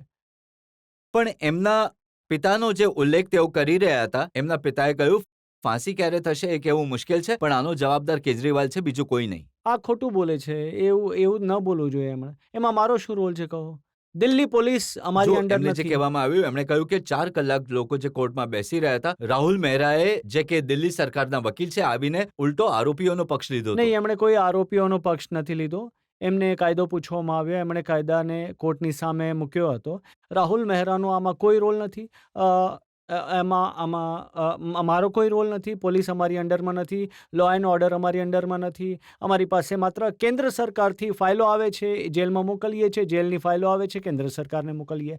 આમાં કોઈ રોલ છે જ નહીં અમારો. અને આમાં 24 કલાકથી ઓછો ટાઈમ લાગે છે. અમારી ફાઇલ માત્ર દિલ્હી સરકારનું કામ માત્ર પોસ્ટ ઓફિસનું છે, બીજું કંઈ નથી. તો શું થઈ શકે? આમાં રૂલ બદલવા પડે. આ આખા એપિસોડથી શીખીને, આ ઘણો સિરિયસ મામલો છે, શીખીને આપણને રૂલ્સ બદલવા પડશે, એટલે ભવિષ્યમાં કોઈ પણ રીતે આ કાયદાનો કોઈ ખોટો ઉપયોગ ન કરી શકે. તો અહીંયા વધુ એક બ્રેક માટે રોકાઈશું ને બ્રેક બાદ આપકી અદાલતમાં અરવિંદ કેજરીવાલ પર આરોપો અને સવાલોનો વધુ એક દોર. તમારી પાર્ટીના એમએલએ અમાનતુલ્લા ખાન એ શર્જીલની સાથે નજરે આવ્યા. શર્જીલ કોણ જે કહે છે કે આ દેશના ભાગલા કરો. તમને તો યાદ હશે ને કે અમાનતુલ્લા ખાને એક લાંબી સ્પીચ આપી હતી, જેમાં એમણે ઘણા ભડકાઉ ભાષણ આપ્યા જો હતા. અમાનતુલ્લાએ કોઈ ગડબડ કરી હોય તો એની ધરપકડ કરો, એના પર FIR કરો, જેલ ભેગો કરો. ને કોણે ના પાડી? વેલકમ બેક આપકી અદાલતમાં. આજે આપણા મહેમાન છે દિલ્હીના મુખ્યમંત્રી અરવિંદ કેજરીવાલ. આપકી અદાલતમાં આગલો આરોપ. આપકી અદાલતમાં દિલ્હીના મુખ્યમંત્રી અરવિંદ કેજરીવાલ પર આરોપ છે કે તેઓ દેશના દુશ્મનોને સાથ આપે છે. અરવિંદજી, હોમ મિનિસ્ટર અમિત શાહ કહે છે કે અરવિંદ કેજરીવાલ અને પાકિસ્તાનના વઝીર આઝમ ઇમરાન ખાનની ભાષા એક જેવી છે. જે ઇમરાન ખાન બોલે છે તે અરવિંદ કેજરીવાલ બોલે છે, જે કેજરીવાલ બોલે છે તે ઇમરાન ખાન બોલે છે. એ પણ પુરાવા માંગે છે, આ પણ પુરાવા માંગે છે. કંઈ પણ કહી દે છે. હવે જ્યારે કંઈ ચાલતું જ નથી એમનું દિલ્હીની ચૂંટણીમાં તો પછી એ ઇમરાન ખાનને લઈ આવ્યા, પાકિસ્તાનને લઈ આવ્યા. આનો કોઈ અર્થ નથી. એમની પાસે કોઈ મુદ્દા ના ના, નથી. ઇમરાન ખાનના મંત્રી છે ફવાદ ખાન. એમણે કહ્યું કે મોદીજીને હરાવો દિલ્હીના ચૂંટણીમાં. મેં એમને કડકાઈથી જવાબ આપ્યો. મેં એમને કહી દીધું કે મોદીજી અમારા દેશના પ્રધાનમંત્રી છે, એ મારા પણ પ્રધાનમંત્રી છે, અને અમારા દેશની ચૂંટણી અમારો આંતરિક મામલો છે. જે દેશ આખી દુનિયાની અંદર સૌથી વધારે આતંકવાદને પ્રોત્સાહિત કરવા માટે પ્રસિદ્ધ છે, એનાથી અમને કોઈ સલાહ નથી જોઈતી, અને અમારા આંતરિક બાબતોમાં દખલ કરવાનું બંધ કરો. પણ આ તો આજે તમે કહી રહ્યા છો.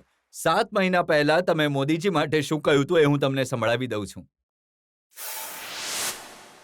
मोदी ने पाकिस्तानियों के साथ सेटिंग कर रखी है, मोदी ने आतंकवादियों के साथ सेटिंग कर रखी है, उसकी पोल खोलने की जरूरत है दोस्तों.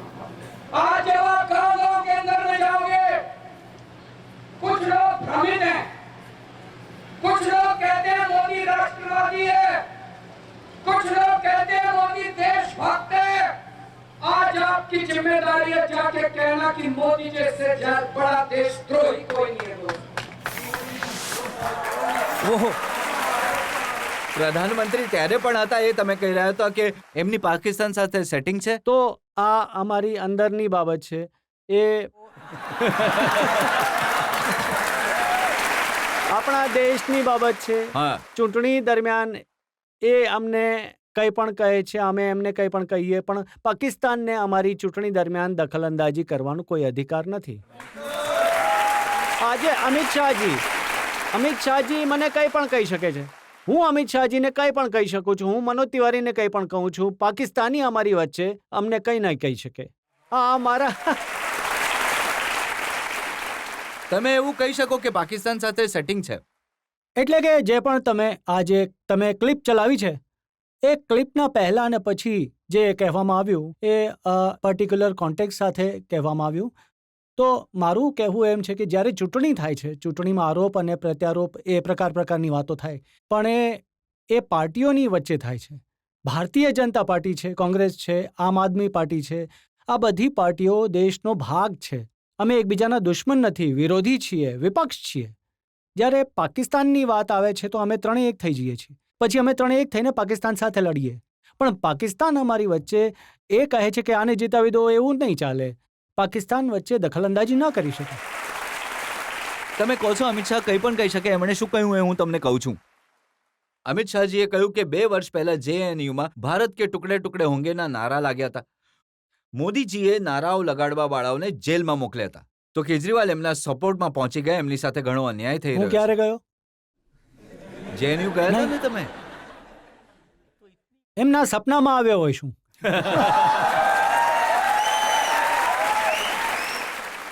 આજકાલ રોજ સવારે અમિતજી ઉઠી છે તો એમને સપનું આવે છે મારું. એમણે એમ પણ કહ્યું કે અમે 14 જાન્યુઆરી 2019માં પોલીસે આ મામલે ચાર્જશીટ ફાઇલ કરી હતી. દિલ્હી સરકાર પાસે પરવાનગી માંગી દેશદ્રોહનો કેસ ચલાવવા માટે કનૈયા કુમાર અને એમના સાથીઓ વિરુદ્ધ, પણ આજ સુધી પરવાનગી ન મળી. એમને 3.5 વર્ષ કેમ લાગ્યા ચાર્જશીટ ફાઇલ કરવા માટે? ના, તમને નહીં, 2 હું વર્ષ કેમ વિડીયો- લાગ્યા પરમિશન નહીં, આપવા હું માટે? તમને પૂછું છું. હમ. વિડીયો હતો. વિડીયોમાં આ કહી રહ્યા છે ફલાના એ કંઈ કહ્યું. વિડીયોમાં પુરાવા છે ને. 4 દિવસમાં ચાર્જશીટ ફાઇનલ થઈ જાત. 3.5 વર્ષ સુધી તેઓ ચાર્જશીટ પર શું કરતા હતા એ મળેલા છે એમની સાથે. હવે પાછા જ્યારે તેઓ આપકી અદાલતમાં આવે તો જી. એમને પૂછજો ને કે કેજરીવાલ તમારા પર આરોપ લગાડતા હતા, ટુકડે ગેંગની સાથે તમે મળેલા છો. તમે 3.5 વર્ષ લગાડ્યા છે એમની ફાઇલ પર. પણ આજે તો તમે આવી ગયા છો ને, તો હું તમને પૂછી રહ્યો છું કે જ્યારે એમને 14 જાન્યુઆરી 2019માં ચાર્જશીટ ફાઇલ કરી હતી, એના પછી તમે આજ સુધી લીગલ ઓપિનિયન લઈ રહ્યા છો. તો 3.5 વર્ષ એમને લાગ્યા તો થોડો સમય મને લાગશે. તો હું થોડુંક 13 વખત. સિરિયસ 13 વખત આની સુનવાઈ ટળી ચૂકી છે. સિરિયસ નોટ પર હું તમને જણાવી દઉં કે આખામાં જે પરમિશન આપવામાં આવે છે એમાં અમારો કોઈ કોલ નથી. પ્રોસિક્યુશન ડિપાર્ટમેન્ટ આપણો જ હોય છે, જે કમ્પ્લીટલી ઇન્ડિપેન્ડન્ટ છે. એ સરકારે ઇન્ડિપેન્ડન્ટ વ્યૂ લે છે એનો. તો આમાં એ વકીલોની સલાહ લે છે, તેથી જે કંઈ સલાહ લે છે. પણ મને એવું કહ્યું કે જ્યારથી આ મુદ્દો ચૂંટણીમાં ઉપાડવાનો શરૂ કર્યો, મેં તપાસ કરાવી હતી, એમનું એમ કહેવું છે કે જલ્દી આના પર નિર્ણય લઈને કોર્ટમાં આપવામાં આવશે. પણ આમાં અમારી કોઈ દખલઅંદાજી નથી, અમારો કોઈ રોલ જ નથી ને. શાહીન બાગમાં પણ તમારો કોઈ રોલ નથી? બિલકુલ નથી. મનીષ સિસોદિયાએ તો કહ્યું કે અમે શાહીન બાગના પડખે ઊભા છે. જો હું આ ક્લિયર કરું છું. પહેલી વાત, આ દેશની એકતા, અખંડતા અને ભાઈચારા માટે જે પણ ઊભું છે એની સાથે કેજરીવાલ ઊભો છે. અને આ દેશના ટુકડા ટુકડા કરવાવાળી વાત, આ દેશની અંદર નફરત ફેલાવવાની વાત અને આ દેશનું વિભાજન કરવાની વાત જે કોઈ પણ કરે છે એનો સૌથી મોટો દુશ્મન કેજરીવાલ છે. બીજી વાત, શાહીન બાગથી ઘણા બધા લોકો અમારી પાસે આવ્યા છે. એમણે કહ્યું કે અમારી દુકાનો બંધ પડી છે આટલા બધા દિવસોથી, રસ્તા બંધ પડ્યા છે આટલા દિવસોથી, ત્યાંથી એમ્બ્યુલન્સ નથી જતી, એક દિવસ એમ્બ્યુલન્સ રોકી હતી, ત્યાંથી બાળકોની બસ નથી જતી, બાળકોની પરીક્ષા આવવાની છે, બાળકોને તકલીફો થાય છે, રસ્તા બંધ પડ્યા છે. તો એમણે કહ્યું તમે ગૃહમંત્રી સાથે વાત કરો, એમને કંઈક વાત પહોંચાડો કે કાંઈક આનો સુલઝાવે, રસ્તાઓ ખોલે. તમે કેમ નથી અને ખોલી દેતા? મારા હાથમાં કંઈ નથી ને ભાઈ. હું નહીં, મારી પાસે લો એન્ડ ઓર્ડર છે, એ લોકો બેઠા છે. ગઈકાલે મેં સમાચાર જોયા ટીવીમાં, મેં જોયું કે ટીવીમાં એક તમારો પત્રકાર ગયો હતો સૌરવ શર્મા ત્યાં ગયા. સૌરવ શર્મા 3-4 કલાકો લગભગ ગયા હતા ત્યાં. એ બધાની સાથે વાત કરતો હતો. બધા એમ જ કહેતા હતા કે અમિત શાહજી આવે અમારી સાથે વાત કરે. તો અમિત શાહજીને જવું જોઈએ ને, CA NRC ને લઈને એમના મનમાં જે પણ ચાલે છે તો એ વાત કરીને ત્યાંથી બધું એ હટાવવું જોઈએ. જો આપણા દેશનો ગૃહમંત્રી એક રસ્તો ન ખોલાવી શકે તો શું ગૃહમંત્રી? જો આ આરોપ એટલા માટે લાગે છે, શરજીલ ઇમામ જેને પોલીસે અટકાયત કરી હતી, 48 કલાક લાગ્યા એમને. અમારી દિલ્હી પોલીસ અમારી પાસે હોત ને 2 કલાકમાં અટકાયત કરી લેતે. તમે ડિમાન્ડ કરી હતી ને હોમ મિનિસ્ટર પાસે અટક કરવાની, તો એમણે કરી દીધી. પણ અમારા તમે- ડિમાન્ડ પર કરી, એટલે કે વેઇટ કરતા હતા. તમારી આરોપ એ માટે લાગે છે કેમ કે તમારી પાર્ટીના અમાનતુલ્લા ખાન એ શરજીલની સાથે નજરે આવ્યા. શરજીલ કોણ? જે કહે છે કે અસમને અલગ અલગ કરી દો, જે કહે છે દિલ્હીના લોકોનું દૂધ બંધ કરી દો, દિલ્હીના લોકોનું પાણી બંધ કરી દો, આ દેશને તોડી દો.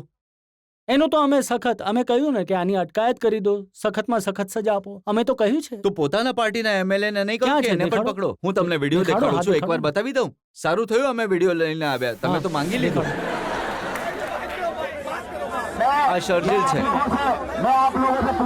અને આ અમાનતુલ્લા ખાન. આ તો ઝઘડો કરે છે, એ લડી નથી રહ્યા. એ માઇક છીનવીને બોલે છે ને. હમણાં તો અમાનતે માઇક છીનવ્યું. આ શાહીન બાગનો એ છે જ્યાં આટલી જનતા ઊભી છે, તો સ્ટેજની ઉપર એ ઊભો છે અને આ ઊભો છે માઇક ખેંચીને. શરજીલ બોલવાનો હતો કંઈ, પણ એનું માઇક ખેંચ્યું અમાનતુલ્લાએ, એને બોલવા નથી દેતો ને. તમને તો યાદ હશે ને કે અમાનતુલ્લા ખાને એક લાંબી સ્પીચ આપી હતી જેમાં એમણે ઘણું ભડકાઉ ભાષણ આપ્યું હતું. જો એણે કંઈ પણ ખોટું બોલ્યો હોય ને તો પોલીસે FIR કરવી જોઈએ. પોલીસે શાહીનબાગ કેસમાં જે FIR કર્યું છે એમાં અમનતુલ્લાનું નામ જ નથી. જો અમનતુલ્લાએ કંઈ ગડબડ કરી હોય એને ધરપકડ કરો, એમના પર FIR કરો, જેલ ભેગું કરો. એને કોણે ના પાડી છે? જો તમે બીજેપી MPs ના બયાનો જોયા હશે તો એમણે કહ્યું કે અરવિંદ કેજરીવાલ આતંકવાદી છે. હું આતંકવાદી દેખાઉં છું? હું પરમ દિવસે એમણે કહ્યું હતું, એવું કહ્યું હતું કે એમના અમુક મંત્રીઓ, એમના અમુક નેતાઓ કે જે કેજરીવાલ પરવેશ આતંકવાદી વર્મા છે. અને મનોજ તિવારી આ બંને. એમણે કહ્યું કે કેજરીવાલ આતંકવાદી છે. પણ મને ઘણું દુઃખ થયું. દિલ્હીના દરેક બાળકના સારા ભણતરની વ્યવસ્થા મેં કરી છે. કોઈ આતંકવાદી બાળકોના ભણતરની વ્યવસ્થા કરે છે? દિલ્હીમાં કોઈ પણ પરિવારમાં કોઈ બીમાર ન પડે તો એનો ઇલાજ હું કરાવું છું. આતંકવાદી શું લોકોનો ઇલાજ કરાવે છે? મેં દિલ્હીમાં 40,000 લોકોને તીર્થયાત્રા કરાવી છે. હરિદ્વાર, ઋષિકેશ, દ્વારકા, શિરડી. આતંકવાદી તીર્થયાત્રા કરાવવાનો છે? દેશમાં જેટલા પણ દિલ્હીમાં રહેતા સૈનિક બોર્ડર પર શહીદ થાય છે એમના પરિવારને 1 કરોડ રૂપિયાનું સન્માન રાશિ આપું છું, એમના પરિવારવાળાઓનું. એ અમે કર્યું છે. એ એક ખબર કાઢી છે એમની. કોઈ આતંકવાદી શહીદોને એ નથી કરતા. એ દિવસે જ્યારે હું સાંજે ઘરે ગયો હતો હું મારા મા બાપની સાથે જ રહું છું. તો રોજે રોજ જ્યારે હું ઘરે જાઉં છું તો આખા દિવસની અમે લોકો બેસીને વાતો કરીએ છીએ. એ ઘણા દુઃખી હતા એ દિવસે. એ બોલ્યા સવારથી ટીવી પર ચાલે છે કેજરીવાલ આતંકવાદી છે, કેજરીવાલ આતંકવાદી છે. એમણે કહ્યું કે કેજરીવાલ કટ્ટર દેશભક્ત છે. કેજરીવાલ આતંકવાદી હોય જ ન શકે. હવે દેશભક્તે સર્જિકલ સ્ટ્રાઇકના હું પુરાવા એક માંગ્યા. મિનિટ. તો હું દિલ્હીની જનતાને મેં પાછલા 5 વર્ષોથી દિલ્હીની જનતાનો દીકરો બનીને મેં કામ કર્યું છે. એમની વીજળી, પાણી, શિક્ષા, સ્વાસ્થ્ય એનો હિસાબ કિતાબ મેં રાખ્યો છે. દરેક જેટલી મેં હમણાં જિંદગી જીવી છે એના તન મન ધન બધું જ દેશને મેં ન્યોછાવર કરી દીધું છે. ઇન્કમ ટેક્સના કમિશનરની નોકરી કરતો હતો, કરોડો રૂપિયા કમાઈ શકતો હતો.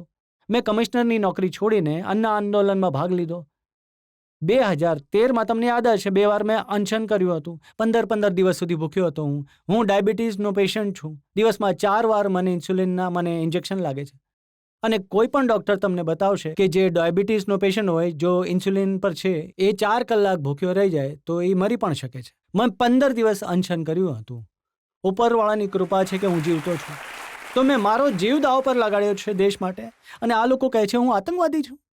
તો હું દિલ્હીની જનતાને પૂછવા માંગુ છું કે આ લોકો મને પોતાનો દીકરો માને છે કે આતંકવાદી માને છે? મને પૂછો.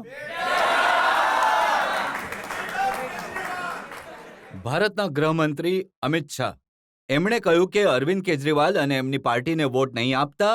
જો એ સત્તામાં આવ્યા તો દંગા થશે અને દિલ્હી સુરક્ષિત નહીં રહે. જુઓ, વાત એમ છે કે એમની પાસે આ ચૂંટણીમાં કોઈ મુદ્દો નથી બચ્યો. કંઈ પણ નથી બચ્યું એમની પાસે. ના તો એમની પાસે દિલ્હીની જનતાએ એમને એમસીડી આપી હતી. ભાઈ, એમસીડીનું કામ તો તમે સંભાળો. આજે દેશમાં દિલ્હીની અંદર જોઈ શકો છો એમસીડીનો શું હાલ છે. કચરાનો એક સફાઈની જવાબદારી એમસીડીની છે.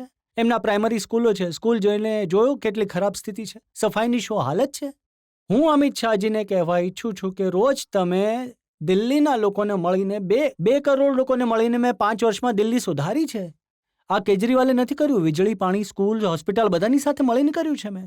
તમે રોજ દિલ્હીના લોકોનું અપમાન કરવાની જગ્યાએ તમે તમારા પોતાના સારા કામ દેખાડો ને કે અમે દિલ્હીની પોલીસની જવાબદારી હતી, દિલ્હી પોલીસમાં આ કર્યું, અમે એમસીડીમાં આ કર્યું તે કર્યું, અમે ડીડીએમાં આ કર્યું તે કર્યું. એમની પાસે મુદ્દો જ નથી ને. આ માત્ર અને માત્ર હિન્દુ મુસલમાનના નામ પર ચૂંટણી લડવા માંગે છે. દિલ્હીની જનતા ઘણી હોશિયાર છે. એમણે જોયું પહેલીવાર એક સરકાર આવી છે જે એમના મુદ્દા પર વાત કરે છે, એમના પરિવારના મુદ્દા પર વાત કરે છે, એમની વીજળીનું ધ્યાન રાખે છે, પાણીનું ધ્યાન રાખે છે. 24 કલાક વીજળી આપી છે મેં. આખા દેશમાં કોઈ શહેરમાં 24 કલાક વીજળી નથી. તો એમની પાસે કોઈ મુદ્દો બચ્યો જ નથી ને. ક્યારેક શાહીન બાગ છે, ક્યારેક હિન્દુ મુસલમાન, ક્યારેક પાકિસ્તાનને લઈને આવે છે. માત્ર ને માત્ર મુદ્દાઓથી ભટકાવવાની કોશિશ કરે છે લોકો. પણ દિલ્હીની જનતા હોશિયાર છે ને, એ જુએ છે. આજે હું એક વિડીયો જોતો હતો. એક ટીવી ચેનલે હજી વિડીયો બનાવ્યો છે. એમાં એક માણસ પૂછતો હતો, એ બોલતો હતો, હું જન્મથી બીજેપી વાળો છું. મારા પિતાજી જેલ ગયા હતા એમરજન્સી ટાઈમે, જનસંઘના હતા, પણ બોલ્યા મારા દીકરો સરકારી સ્કૂલમાં ભણે છે, મારા દીકરાનું ભવિષ્ય બદલી નાખ્યું કેજરીવાલે. કહેતો હતો હું વોટ કેજરીવાલને આપીશ. તો પછી પત્રકારે એને પૂછ્યું કે આ તો શાહીનબાગ છે, એનું શું? તો બોલ્યો શાહીનબાગ 10 દિવસનો મામલો છે. જબરદસ્તી ઉંચક્યો છે આ લોકોએ શાહીનબાગ. 10 દિવસ પછી કેજરીવાલ કામ આવશે. અમને વીજળી, પાણી, શિક્ષા, સ્વાસ્થ્ય એ જ કરાવશે. તો તમને લાગે છે કે 10 દિવસ પછી આ શાહીનબાગના લોકો ઉઠી જશે? મને તો લાગે છે આખું બીજેપી વાળા જ કરાવે છે. બીજેપીનો આખો આ ડ્રામા ચાલે છે બસ. તમે તો બીજેપી વાળાને કહો છો કે મને વોટ આપજો. એનું કારણ છે. તમે બધા જાણો છો કે કઈ રીતે 5 વર્ષ પહેલા દિલ્હીના સરકારી સ્કૂલની, હોસ્પિટલની હાલત કેટલી ખરાબ હતી. 5 વર્ષમાં એને ઠીક કર્યા છે. અમે ઘણી મહેનત કરી, ખાસી મહેનત કરી છે. હવે જો તમે બીજી પાર્ટીવાળાને વોટ આપશો ને તો આ ફરી ખરાબ થશે. તો હું મારા માટે વોટ નથી માંગતો. દિલ્હીની પ્રગતિ માટે, દેશની પ્રગતિ માટે આ વખતે બધા લોકો મળીને ઝાડુને વોટ આપજો. અને 5 વર્ષમાં મેં બધાનું કામ કર્યું છે. હું બધાનો મુખ્યમંત્રી છું. હું બીજી વાળાનો મુખ્યમંત્રી છું. હું કોંગ્રેસ વાળાનો મુખ્યમંત્રી છું. આમ આદમી નોટમાં બધાનો મુખ્યમંત્રી છું. મારી પાસે બીજેપી વાળા આવ્યા એનું કામ કર્યું છે, કોંગ્રેસ વાળો આવ્યો એનું પણ કામ કર્યું છે. અને 5 વર્ષ હું જ કામ આવ્યો છું બીજેપી અને કોંગ્રેસ વાળાને. જ્યારે તમારા બાળકોની ફીસ વધારતા હતા સ્કૂલવાળા, તો બીજેપી કોંગ્રેસ વાળા કામ નહોતા લાગ્યા. કેજરીવાલ કામ આવ્યો હતો. તમારી ફીસ મેં ઓછી કરાવી હતી. જ્યારે તમારા ઘરમાં કોઈ બીમાર થયું, જો તમારા ઘરમાં 5 વર્ષમાં કોઈ બીમાર થયું, બીજેપી કોંગ્રેસ વાળો કામ નહોતો આવ્યો. મેં તમારા બાળકની સારવાર કરી હતી હોસ્પિટલની અંદર. 5 વર્ષે હું જ કામ આવ્યો. આવનારા 5 વર્ષ પણ હું જ કામ આવવાનો છું. મેં ક્યારેય સોતેલો વ્યવહાર નથી કર્યો એ વિચારીને કે તમે બીજેપીના છો, તમે કોંગ્રેસના છો, આમ આદમી પાર્ટીના છો. તો હું જ કામ આવ્યો ને હું જ કામ આવીશ, અને તમને પોતાનો પરિવારનો ભાગ માન્યા છે મેં. વધુ એક બ્રેક માટે રોકાઈશું અને બ્રેક બાદ આપકી અદાલતમાં અરવિંદ કેજરીવાલ પર આરોપો અને સવાલોનો વધુ એક દોર. 2016માં તમે તમારા ટ્વીટ્સમાં 124 વખત નરેન્દ્ર મોદીનો ઉલ્લેખ કર્યો. 2017માં માત્ર 33 વાર તમે મોદીજીનું નામ લીધું. 1 માર્ચ 2017 પછી માર્ચ 2018 સુધી એક વાર પણ નરેન્દ્ર મોદીનું નામ તમે ટ્વીટમાં ક્યાંય નથી લીધું. 16 પછીથી રિડ્યુસ થઈ રહ્યું છે. હા, તો એનું રહસ્ય શું છે? નહીં, એનો કોઈ રાજ નથી. Welcome back. આપકી અદાલતમાં આજે આપણા મહેમાન છે દિલ્હીના મુખ્યમંત્રી અરવિંદ કેજરીવાલ. આપકી અદાલતમાં આગલો આરોપ. आपकी अदालतમાં દિલ્હીના મુખ્યમંત્રી અરવિંદ કેજરીવાલ પર આરોપ છે કે તેઓ વિરોધીઓ વિશે ધડ માથા વગરની વાતો કરે છે. હવે હું 2-4 વસ્તુઓ યાદ અપાવું છું તમને. 18 મે 2019નું એક નિવેદન જોયું. બીબીસી પર તમે કહ્યું હતું કે બીજેપી મને મારા જ સુરક્ષાકર્મી પાસે મરાવી શકે છે. મારા સુરક્ષાકર્મી બીજેપીને રિપોર્ટ કરે છે. કહેવાનો અર્થ એ છે કે આટલી બધી જે ઘટનાઓ ઘટી હતી જ્યારે મારી ઉપર અટેક કર્યો હતો, તમે તો આટલા સિનિયર પત્રકાર છો, ક્યારેય તમારી નજરમાં એવું આવ્યું કે કોઈ મુખ્યમંત્રીની ઉપર રિપીટેડ આટલી વાર અટેક થયો હોય? કેમ આવું થાય છે? મારો કહેવાનો અર્થ એ હતો કે કેમ કે જે મારી સિક્યોરિટી છે, એ જે આખી પોલીસ જે છે એ સેન્ટ્રલ ગવર્મેન્ટ રિપોર્ટ કરે છે, એનો અમારો કંટ્રોલ નથી. તો જેટલા પણ અટેક થયા એના પર કોઈ તપાસ થતી નથી, એનું પરિણામ આવતું નથી.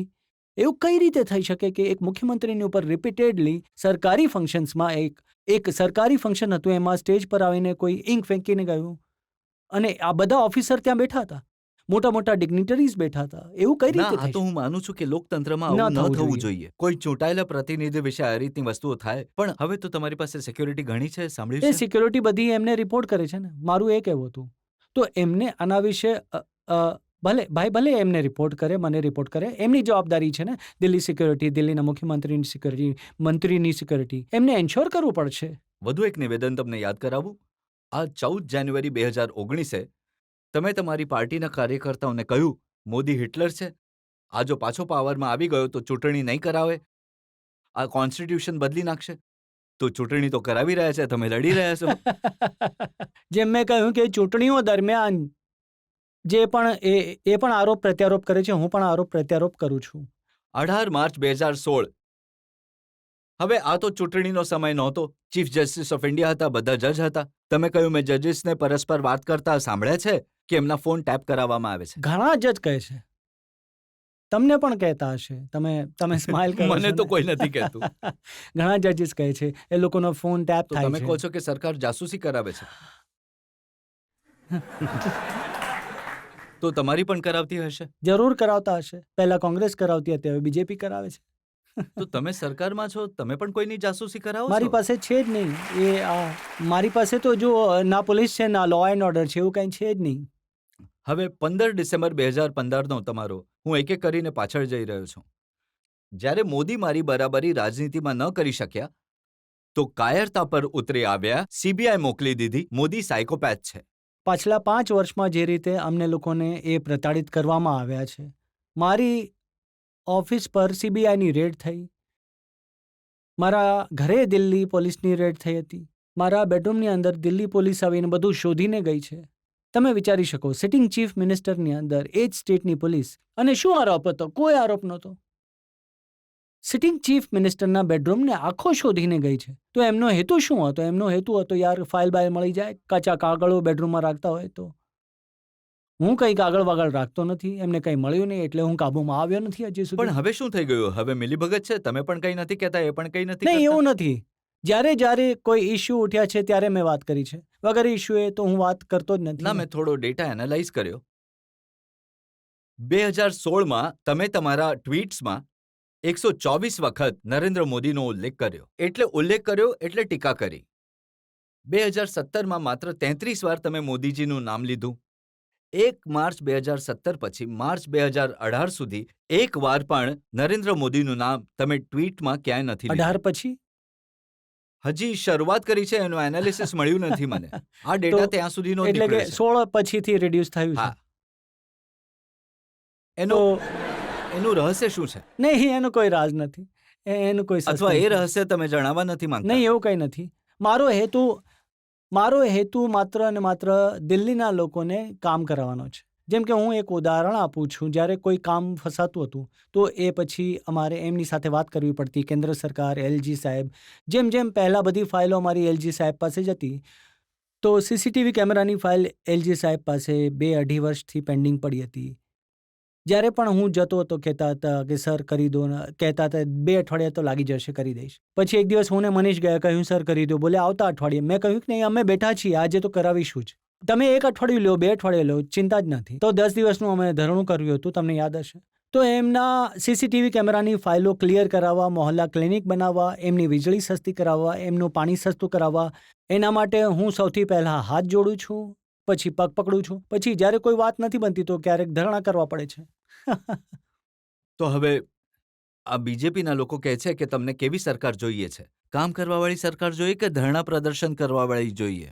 તો કામ કરવા માટે, કરાવવા માટે ક્યારેક ક્યાંક ધરણા કરાવવા પડે. જેટલા કામ, આજે એક વસ્તુ કહો, જે રીતનું સરકારી સ્કૂલોનું પરિવર્તન તમે દિલ્હીમાં જોયું છે, બીજેપીના કોઈ પણ સ્ટેટમાં જોયું છે? આટલા વર્ષોમાં બીજેપીની આટલી સરકારો બની ચૂકી, બીજેપીએ ક્યારે કોઈ બહારનું છોડો ને, યુપી, હરિયાણા, એમસીડી લઈ લો, એમસીડીના સ્કૂલ ક્યારે એમણે કર્યું છે? એમણે ક્યારે હોસ્પિટલ સારી કરી? એમણે એમનું એક રાજ્ય લઈ લો, ઉત્તર પ્રદેશની અંદર 24 કલાક વીજળી આવતી હોય, હરિયાણામાં 24 કલાક વીજળી તો આવે છે. તમારે તો ખુશ થવું જોઈએ કે બીજા તો- રાજ્યોના ચીફ મિનિસ્ટર, કેન્દ્ર સરકારના મંત્રી, એમપીઝ આવી રહ્યા છે તમારું કામ જોવા માટે. એ આ વખતે દિલ્હીની રાજનીતિમાં ઘણું ઇન્ટરેસ્ટિંગ આવે છે બધું. આટલી બધી પાર્ટીઓ ભેગી થઈ છે. પહેલાં દિલ્હીમાં 3 પાર્ટીઓ હતી, બીજેપી, કોંગ્રેસ, આમ આદમી પાર્ટી. આ વખતે બધા મળી ગયા છે, BJP, Congress, RJD, LJP, JDU, ખબર નહીં શું શું ઉચકેલ લાવ્યા છે આખા દેશમાંથી. અને એમનો એક જ ધ્યેય છે, કેજરીવાલને હરાવવો. અને જ્યારે એમ નથી, કામ ન થયું તો પેલા બધા ભેગા થયા, અને એ પણ ન થયું તો બધા મુખ્યમંત્રી આવવાના છે. પરમ દિવસે વિજય રૂપાણી જ આવ્યા હતા, એક સભા કરતા હતા, ઘણી બધી ગાળો આપતા હતા મને. તો ત્યાં જનતાથી રહેવાયું નહીં. જનતાએ ઊભા થઈને પૂછ્યું, જી ગુજરાતમાં વીજળીનો શું રેટ છે? બોલ્યા 10 રૂપિયા યુનિટ. તો કહ્યું કેજરીવાલે તો અમને ફ્રી રાખી છે અહીંયા. તો બોલ્યા કે પહેલા તમે ગુજરાત જઈને તમારી વીજળી સંભાળો, પછી અમને ભાષણ આપજો. કાલે ખટ્ટર સાહેબ આવ્યા તો એ મને ગાળો આપતા હતા ને. તો ત્યાં જનતાએ પૂછ્યું, ખટ્ટર સાહેબ તમારે ત્યાં કેટલા કલાક વીજળી હોય છે? તો બોલ્યા 10 કલાક દિવસમાં. તો બોલ્યા કેજરીવાલે 24 કલાક વીજળી આપી છે, તો તમે તમારા રાજ્યમાં જાઓ, વીજળી ત્યાંની ઠીક કરો, પછી અહીં આવજો. તો આ બધા આવે છે, એમનો એક જ ધ્યેય છે માત્ર. હું કહું છું કે હું સ્કૂલ ઠીક કરાવવાનો છું, એ કહે છે કેજરીવાલને હટાવો. હું કહું છું હોસ્પિટલ ઠીક કરવાનો છું, એ કહે છે કેજરીવાલને હટાવો. એમનો એક જ ધ્યેય છે, મને હરાવવો, દિલ્હીના વિકાસને તમે કહો રોકવું. છો સ્કૂલ ઠીક કરશો, હોસ્પિટલ ઠીક કરશો, એ કહે છે અમે કેજરીવાલને ઠીક કરીશું. કેજરીવાલને આ ઠીક કરી શકે છે. આમના હાથમાં તાકાત છે. પણ તમે કહો છો કે બધી પાર્ટીઓ ભેગી થઈ ગઈ, કોંગ્રેસ, જેડીયુ, બીજેપી, તો એ દિવસ તમે ભૂલી ગયા જ્યારે તમે કોલકાતા ગયા હતા, તો તમે પણ મમતા બેનર્જી, શરદ પવાર બધા ભેગા થઈ ગયા હતા મોદીને હરાવવા માટે. તો જનતાએ અમને હરાવી દીધા. જનતા માલિક છે, ગણતંત્રની અંદર જનતા માલિક. જનતાએ અમને હરાવ્યા ફર્સ્ટ ટાઈમ. કેજરીવાલજી, તમને દરેક પ્રકારના સવાલ પૂછ્યા તમારા કામ વિશે, તમારી રાજનીતિના વિશે, અને સારી વાત એ છે કે તમે સ્મિત સાથે કોઈને ડક કરવાની કોશિશ નહીં કરી, બધા જવાબ આપ્યા. આપણે એક બ્રેક માટે રોકાઈશું અને બ્રેક બાદ સાંભળીશું આપકી અદાલતમાં આજના જજ પંકજ વોરાનો નિર્ણય આજના કેસ પર.